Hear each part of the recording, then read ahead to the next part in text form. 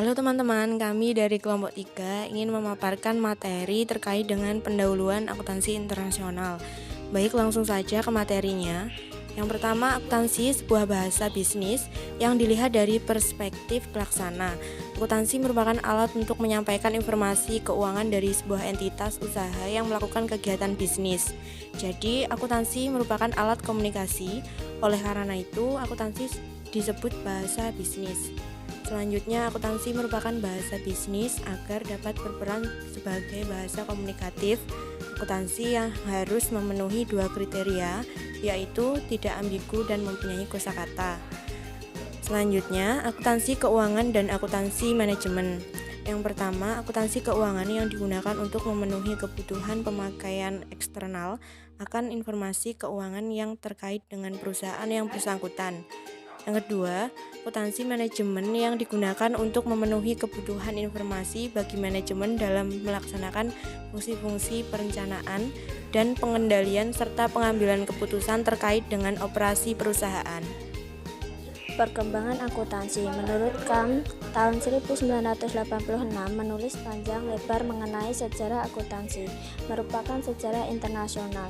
Pembukuan berentri ganda atau double entry bookkeeping yang pada umumnya diyakini sebagai embrio dari akuntansi yang dikenal sekarang ini, berasal dari kota di Italia antara abad ke-13 dan ke-15 yang pada saat itu di kota tersebut merupakan pusat-pusat perdagangan internasional. Pada masa itu, tahun 1494, terbitlah sebuah buku yang pertama kali membahas mengenai pembukuan berayat ganda yang ditulis oleh Luca Pacioli, Summa de Arithmetica, Geometria, Proportioni et Proportionalita, yang sangat berpengaruh dalam penyebaran pembukuan berayat ganda ke seluruh dunia.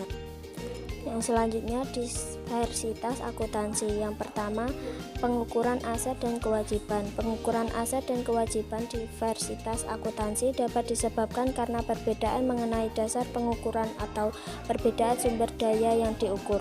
Yang kedua, penentuan modal dan laba periodik. Variasi komparasi yang paling besar dalam area ekuitas pemilik atau owner equity adalah berkenan dengan pertanyaan apakah sumber atau kewajiban boleh dihapus secara langsung dari laba ditahan dengan konsep clean versus adjusted surplus.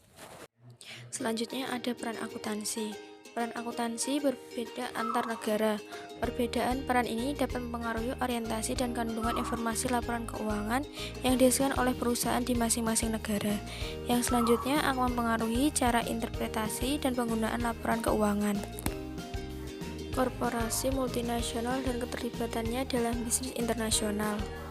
Perusahaan multinasional adalah alokasi sumber yang terkoordinasi secara global oleh sebuah manajemen di pusat.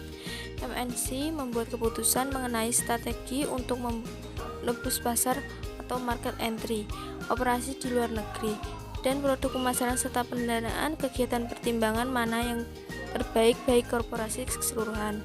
MNC menekankan kinerja kelompok, bukan kinerja masing-masing bagian secara individual. Pengertian akuntansi internasional. Akuntansi internasional adalah jenis akuntansi yang memuat transaksi antar negara dengan membandingkan prinsip akuntansi yang berlaku di negara-negara lain dan mengharmonisasikan standar akuntansi di seluruh dunia. Lingkup akuntansi internasional. Realisasi buku ini. Akuntansi internasional adalah akuntansi yang mempunyai perspektif internasional. Dalam perspektif internasional, akuntansi berkenaan dengan diversitas akuntansi dan keragaman yurisdiksi. Diversitas akuntansi merupakan problem yang telah sedang dan akan diteruskan diupayakan solusinya, sedangkan keragaman yurisdiksi merupakan kenyataan yang harus diterima. Sekian pemaparan materi dari kelompok kami. Terima kasih.